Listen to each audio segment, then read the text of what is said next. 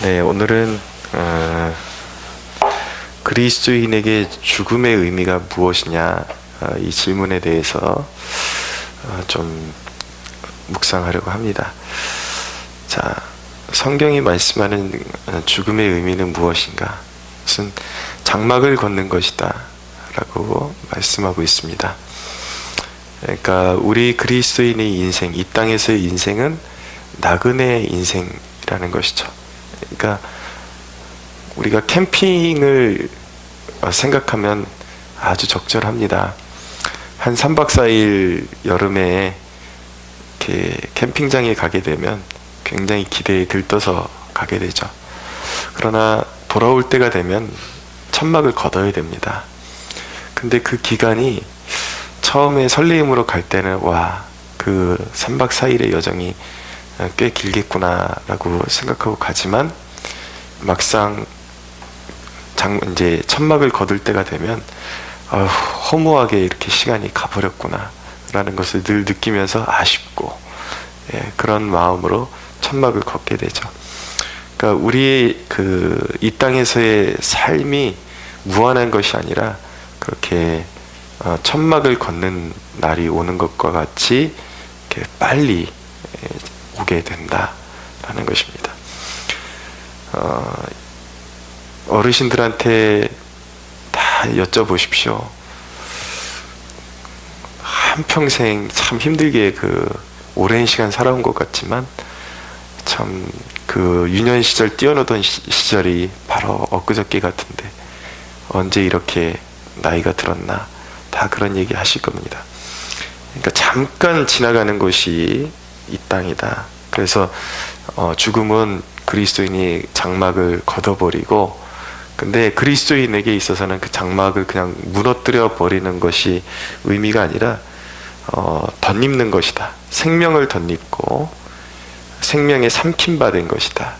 그렇게 말씀하고 있습니다. 어저께 말씀대로 우리의 육신은 후패하지만 우리의 영은 날로 새로워지도다. 그러니까 우리 그리스도인이 해서는 안 될 말 중에 하나가 뭐냐면 나도 옛날에 너처럼 뜨거웠다. 이 말은 절대 해서는 안 되는 것입니다. 왜냐하면 그 영의 사귐, 주님과의 영의 그 깊이는, 사귐의 깊이는 나이가 들수록 진짜 거듭난 사람이라면 지속되어야 하고 더 깊어져야 되는 것이지, 나도 옛날에는 뭐 저 정도는 했는데 근데 지금은 전혀 그 활동이 없어요. 믿음의 활동이. 이게 성립이 되지 않는다라는 거예요. 왜냐하면 우리의 영은 늙지 않습니다. 그러니까 늙는 것은 우리의 육신이고 걷는 것은 우리의 육신의 장막인 것이지, 우리의 영은 날로 새로워져야지 이게 맞는 거예요. 근데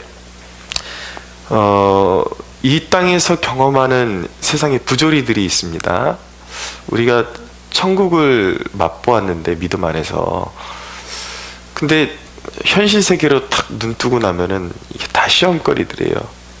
하나하나 보면은 왜 믿는 사람들이 저 모양이냐, 교회가 천국인 줄 알았더니 왜 이렇게 교회 안이 어수선하고 이렇게 사람들은 질투로 가득하냐, 또 세상은 왜 이렇게 부조리하고 악이 기승하고 왜 이런 것이냐. 근데 그게 여러분, 우리 그리스도인들이 그런 부조리함을 바라볼 때 어떤 생각의 전환을 가져야 되냐면, 그것이 바로 이 땅의 불완전함을 보게 만듦으로 말미암아 하늘의 도성, 하나님께서 우리를 위해서 예비하신 영원한 구원을 더 탄식하며 기다리는, 사모하는 그런 매개체가 되어야 한다라는 것이죠. 그래서 2절 보면 참으로 우리가 여기 있어 탄식하며 하늘로부터 오는 우리 처소를 덧입기를 사모하노라, 간절히 사모하노라.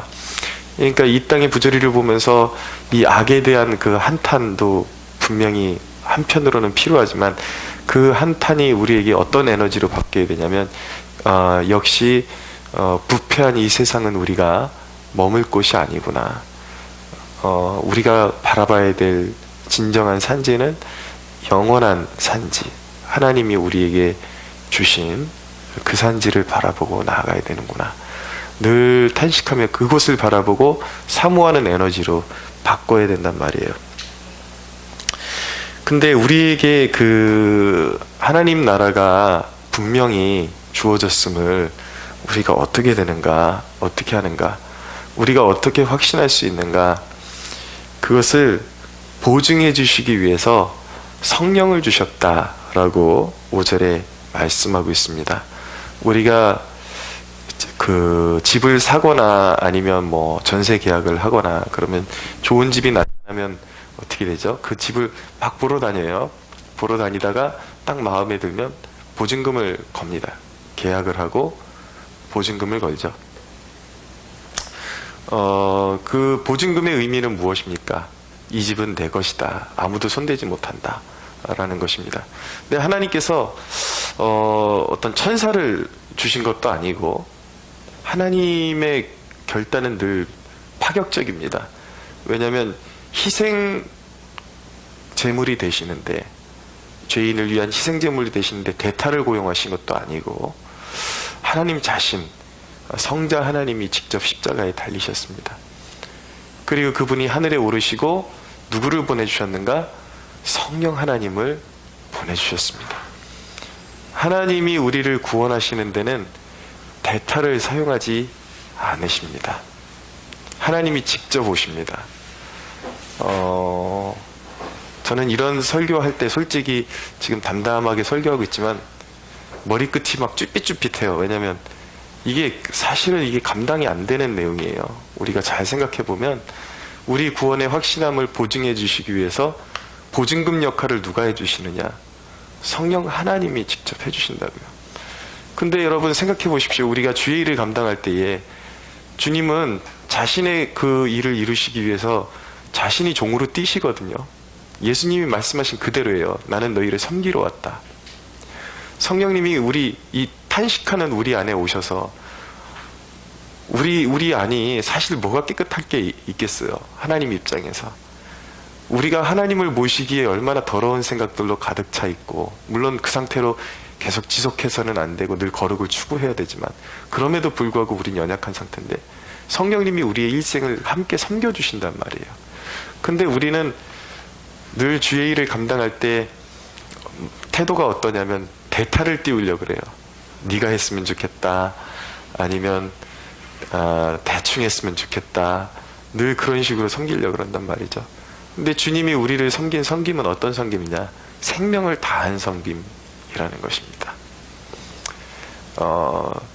이 보증이라는 의미가 또 담보라는 그 뜻과도 비슷한 것이거든요. 이제 담보는 사실 그 빚진 자가 그 빚을 분명히 갚겠다라는 것을 이제 확증할 때 그 이제 신뢰를 주기 위해서 무언가를 맡기거나 그럴 때인데, 이제 하나님과 우리 사이의 관계에는 적절치 않은 비유가 될 수도 있지만 그 성향이 비슷하단 말이에요. 담보로 맡긴다.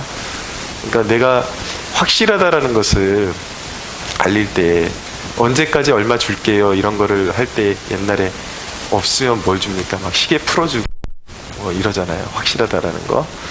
근데 물론 하나님이 뭐 우리한테 갚을 돈이 없어서 해서 그런 게 아니지만 그 하나의 성격을 따졌을 때에 누구를 담보로 맡기셨는가? 하나님 자신이 담보가 되어 주셨단 말이에요. 그 창세기 17장은 늘 15장인가 17장인가 지금 갑자기 헷갈리는데 15장인 것 같아요. 그 쪼갠 고기 사이로 아브라함에게 그 횃불이 지나가잖아요. 근데 보면은 아브라함과 같이 지나가는 것이 아니라 불덩이 하나가 지나간단 말이에요.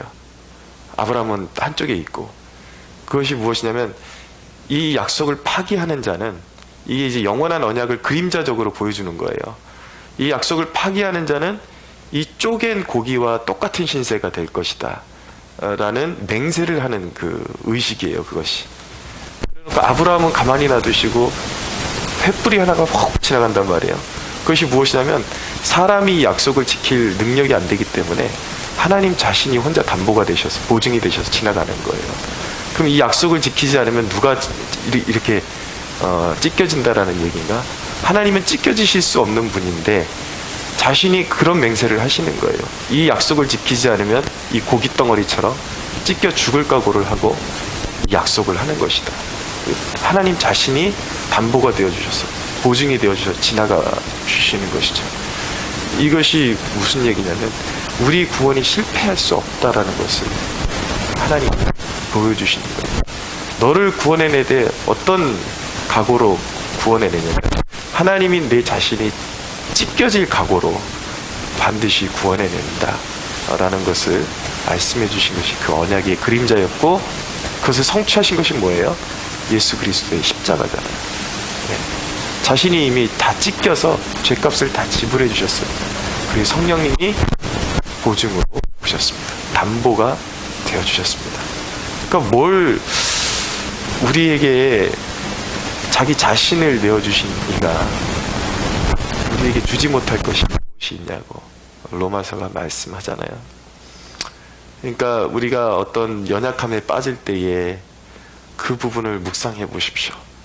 하나님이 우리를 위해서 자기 자신을 다 주셨는데 왜 이런 지체가 있고 어려움이 있고 그런 것일까 생각하면, 그렇게 생각하면 편할 것 같아요. 하나님께서 우리에게 허락하시지 않는 것은 우리에게 좋은 것이 아니다. 우리에게 아직은 필요한 것이 아니다 라고 믿으시면, 하나님의 절대성을 먼저 신뢰하고 나아가면 우리에게 이해가 되지 않는 삶의 문제들에 대해서 우리가 더 참고 인내할 수 있는 힘을 얻게 되는 그런 분명히 능력이 될 줄로 믿습니다. 근데 문제는 무엇이냐면, 자, 우리 그리스도인들에게 죽음은 바로 그런 존재란 말이에요. 장막을 걷어내고 영원한 세상으로 들어가는 잠깐의 찰나, 그 전환점이란 말이에요. 그럼 그리스도인은 죽음을 사모하는 자들인가, 죽음을 동경하는 자들인가, 이 부분이 굉장히 중요하거든요. 근데 성경을 해석할 때 그렇게 해석할 수가 없죠. 그것은 분명히 그건 인생의 비관주의자들이 하는 일이고 회의주의자들이 하는 일인 것입니다. 진짜 천국을 바라보고 내가 죽음을 이미 영적으로 건넜다, 내가 사망을 이겼다 라고 생각하는 사람, 이런 사람들은 이 땅을 살아가는 태도가 분명히 다르다라는 것입니다. 그런 사람들은 이 땅을 살아가는 이 땅을 살아가는 그 시간을 굉장히 소중히 여긴다라는 것을 성경이 분명히 말씀하고 있습니다. 그것이 무엇이냐면, 우리가 주님과 함께 이제 육신에 갇혀 있어서 잠깐 떨어져 있는 이 시간 동안에 7절에 이는 우리가 믿음으로 행하고 보는 것으로 행하지 아니함이로라 라고 말씀하고 있습니다. 그리고 10절에 보면 이는 우리가 다 반드시 그리스도의 심판대 앞에 나타나게 되어 각각 선악간에 그 몸으로 행한 것을 따라 받으려 함이라. 분명한 것은 심판대가 있다라는 것입니다. 이 땅의 삶이 의미하는 것은 무엇인가? 우리가 진실한 믿음을 증명하는 그 척도가 뭐예요? 천국에 들어가는 척도가 이 땅에서 다 발생한단 말이에요. 천국에 들어가는 그 믿음의 진의성이 우리의 행위에 있다라는 것입니다. 행위의 열매. 이 사람이 무엇을 선택하고 무엇을 보고 무엇을 먹는지를 보면 이 사람이 천국 백성인지 아닌지 분명히 알 수 있는 척도가 된다라는 것입니다. 근데 이 부분을 잘 해석해야 돼요. 그 몸으로 행한 것을 따라 받게 하려 함이라. 자, 우리가 질문을 던져봐야 되는 것이 무엇이냐면, 진짜 어지간한 예수 안 믿는 양심 있는 사람이 예수 잘 믿는 어지간한 사람보다 더 도덕적으로 보이고 더 윤리적으로 보이는 경우들이 있습니다. 실제로 있어요. 조금만 양심의 가책이 느껴도 휴지 하나 못 버리는 그런 사람들이 있습니다. 예. 우리는 가끔 가다가 그냥 편한 대로 그냥 신호도 어기고 이렇게 지나갈 때도 있지만, 진짜 자기 양심을 따라 살아가는 사람 중에 철저하게 신호 하나하나 지켜가면서 살아가는 사람들도 있습니다. 근데 누가 천국 백성이죠? 그럼 그런 경우는 어떻게 우리가 바라봐야 되는 것이죠? 그러니까 여기서 이걸 잘못 해석하게 되면은 왜 오늘날 기독교가 자꾸 부패하게 되냐면 교리적으로 이 부분을 오해하기 때문이에요. 행함을 행함을 올바르게 강조해야 되는데 그냥 행함 자체로 강조하게 되다 보니까 더 윤리적이고 더 도덕적인 사람이 천국 백성인 것처럼 그렇게 호도를 하고 있다라는 것이죠.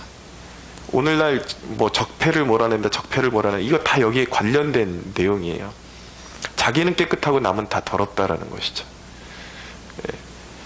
그리고 그렇게 뭐든지 다 그렇게 파헤치고 그렇게 인간의 그런 자기 스스로가 무결함만을 주장하는 사람들이 진짜 그리스도인인 것처럼 호도되어 있는.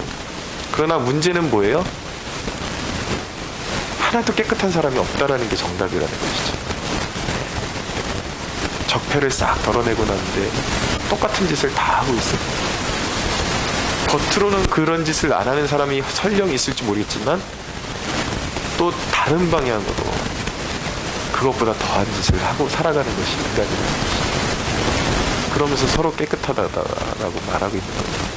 근데 이제 이 시대의 문제는 분명히 이게 영적인 문제고 옳고 그름의 문제는 있어요. 이 대사회적인 문제고 민족적인 문제이기 때문에 그냥 제가 지금 말씀드린 거 원론적인 죄의 문제를 말씀드리는 것이고 이건 이제 이 민족의 문제는 옳고 그름을 따져서 올바른 방향을 빨리 잡아야 되는 그런 숙제는 있습니다. 근데 이걸 떠나서 지금 우리는 지금 구원의 문제를 다루고 있는 거니까. 여러분 여기서 행함은 분명히 우리 구원받는 믿음의 척도가 되는 것은 맞는데 그 행함의 기준이 무엇이냐, 그게 바로 9절에 있는 거예요. 그런즉 우리는 몸으로 있든지 떠나 있든지 주를 기쁘시는 자가 되기를 믿습니다. 세상에 윤리적으로 깨끗한 사람과 그리스도인의 거룩성은 비슷한 것 같고 오히려 그리스도인의 거룩성이 눈으로 보기엔, 육안으로 보기엔 더 떨어지는 것 같은데 차원이 다른 것입니다. 그러니까 따라할 수가 없는 거예요. 그러니까 엄연히 말하면 비그리스도인이 아무리 깨끗해도 그리스도인의 거룩함을 흉내낼 수도 없는 그런 영역이고, 뭐가 다른 것이냐면 한 사람은 그리스도 밖에 있는 것이고 한 사람은 그리스도 안에 있다라는 거. 이게 하늘과 땅 차이가 아니라 그냥 넘볼 수 없는 차이라는 것을 여러분이 이해하셔야 합니다. 내 아들과 남의 아들은 분명히 다른 거예요. 남의 아들이 아무리 도덕적으로 깨끗해도 아유 너 참 잘 되었구나 이 정도는 돼도 제 인생을 내가 책임져 주지는 않습니다. 근데 분명히 내 아들이라 할지라도 잘못된 행동에 대해서는 징계하고 분명히 책망을 해요. 그렇지만 내 아들이 참 잘하는 부분에 대해서는 너무 기쁜 것이지, 역시 내 아들이. 근데 내 아들이 그 잘하는 그 잘함이 남의 아들의 잘함에 비해서는 공부도 그렇고 윤리적인 행동 면에서는 좀 떨어지는 것처럼 보일 수 있지만 아버지에게는 누가 더 자랑인가? 내 자식이 더 깊은 거, 자랑인 거예요. 차원이 다른 거예요. 내 품에 있는 것과 남의 자식하고는 완전히, 이거는 하늘과 땅 차이가 아니라 아예 비교 불가의 대상인 것이죠. 그러니까 진짜 구원받는 사람의 행위의 척도는 무엇인가? 단순히 도덕적인 그것이 아니라 누구를 위해서 살고 있느냐가 다른 거예요. 누구를 위해서 살고 있느냐. 이 윤리적인 사람은요, 물어보면 예수 믿으라 그러면 싹 아주 쌩깝니다. 그러면서 나한테 그런 얘기 하지 마. 하지 마. 난 그거 없어도 곱없이도 살 수 있는 사람이야. 이게 사실은 하나님 앞에서 제일 무서운 죄악인 것입니다. 하나님을 부정하는 거예요. 네, 그러나 조금 부족함이 있고 많이 부족해도 그래도 사람의 눈에, 우리 기준에 보기에는 이 사람이 지금 굉장히 좀 많이 부족해 보임에도 불구하고 이 사람이 진심으로 자꾸 쓰러지고 넘어짐에도 불구하고 자꾸 하나님을 향해서 주님이 내 삶의 목적이기 때문에 오로지 주님을 위해서 따라가려는 그게 있어요. 그게 분명히 그의 삶으로 직원되고 있어요. 그럼 그 사람은 분명한 하나님의 자녀인 것입니다. 이게 다른 거예요. 주를 기쁘시게 하는 거예요. 여기서 이제 요거 한 가지를 다루죠. 어떤 사람들은 이렇게 얘기해요. 나는 구원받는 믿음까지는 필요하지만 하늘의 상급 같은 거는 필요 없다. 그러면서 아주 수동적으로 신앙생활하는 사람들이 있는데 이 사람들은 자기 말의 거짓됨을 심판대 앞에서 선언받는 그날이 반드시 올 것이라는 것을 두려움으로 알고 신앙생활을 해야 됩니다. 구원과 상급이 떨어질 수 있느냐? 이거는 말장난이에요.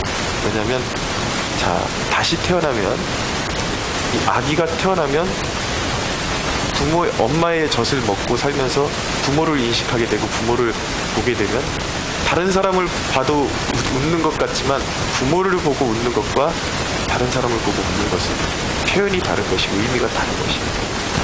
진짜 거듭난 사람은 그리스도를 향하게 되어 있고 하나님을 동경하고 사모하게 되어 있고 이 양적인 차이는 있을 수 있어요. 어떤 사람은 더 원활한 왕성한 혈기와 왕성한 에너지를 가지고 막 그렇게 나갈 수 있지만 어떤 사람은 그보다는 좀 덜해요. 다윗의 용사들을 보면 다 용사들인데 첫째 가는 용사들이 있고 둘째 가는 용사들이 있고 셋째 가는 용사들이 있지만 한결같은 특징은 뭐예요? 다 용사들이에요. 그 중에는 비굴한 사람이 없어요. 한 사람도 없어요. 약간의 기량의 차이는 있지만 다 용사예요.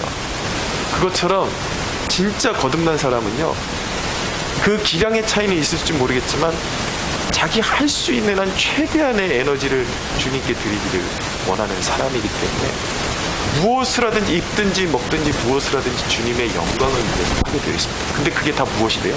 그게 다 상급이 되는 거예요. 그러니까 진짜로 거듭난 사람이 숨쉬고 먹고 살고 이 모든 것이 어디로 이어져요? 상급으로 이어질 수밖에 없다라는 것이죠. 구원이 따로 있고 상급이 따로 있고 이건 말장난이라는 거예요. 교회가 지금 위급하니까 기도에 모이십시오. 교회가 지금 이렇게 어려우니까 당신의 헌신이 필요합니다. 설교하면 다 아멘 아멘 해요. 아멘 아멘 하는데 딱 진짜 도움이 필요한, 그리고 하나님 나라의 백성들의 연합이 필요한 그 시즌에는 싹 입씻고 다른 데 가 있다가 나몰라라 해놓고 그 시즌에는 머리끝 하나 보이지 않다가 이제 다 소강되고 나면은 와가지고 딱 앉아가지고 설교하면 아멘 아멘 아멘. 이거 여러분, 이거는 둘 중에 하나예요. 이거는 정신병 아니면 이거는 천국 백성이 아니라는 것을 증명하고 있습니다. 여러분, 교회 안에 지옥에 가는 교인들이 부지기수로 많을 것이라는 것을 꼭 기억해야 합니다. 그러나 우리의 초점은 무엇인가? 사도 바울이 이야기하는 것은요, 이거예요. 너는 지옥에 갈 것이다 위협하는 것이 아니라, 왜냐하면 그 얘기를 안 해도 자기 행위대로 될 거예요. 왜냐하면 이 사람이 정말 거듭남을 가지고 정말 생명을 가지고 있는 사람이라면 그 사람에게 위협하지 않아도 그 사람은 천국의 길로 갑니다. 가는데 거짓된 믿음을 가지고 있는 사람들은 아무리 교회에 앉아서 아멘 아멘 하고 있어도 이 하나님의 말씀이 위협하지 않아도 그 사람은 자동으로 지옥으로 가게 돼 있어요. 거짓됨을 따라서. 근데 사도 바울이 지향하는 점은 무엇이냐면, 참된 하나님의 백성들, 진심으로 영으로 이 말씀이, 당신의 말씀이 옳습니다 아멘, 진심으로 영으로 응답하는 사람들에게 격려하는 말씀이라는 것을 기억하셔야 돼요. 그러니까 사도 바울이 지금 지향점은 당신들 모두 지옥 갈 준비하시오, 여기 있는 것이 아니라 나와 당신은 성령으로 보증으로 오셨기 때문에 조금 더 힘냅시다. 이 땅을 살아가는 동안 때로는 너무 힘들어서 뒤처질 때도 있지만 그렇게 하지 말고 우리의 구원은 확실한 것이니까 더욱더 담대함을 가지고 조금 위축됐던 우리의 마음을 다시 다잡고 주를 기쁘시게 하는 자로 살아가고 이 땅을 살아가는 그 시간 동안에 후회함이 없이 사도 바울처럼 의의 면류관이 나를 위해서 준비되었다라고 고백할 수 있는 삶을 살아갑시다 라는 메시지가 바로 성경의 골자요 핵심인 것입니다. 사랑하는 여러분, 세상에 대한 헛된 두려움 다 벗어버리고 나와 여러분 안에 있는 성령을 따라서 위의 면류관을 사모하면서 오늘도 그 나라를 바라보면서 주님을 위한, 오직 예수님을 위한 선한 행실로 주님을 기쁘시게 해드리는 삶을 추구하는 저와 여러분들이 되기를 예수 그리스도의 이름으로 축원합니다.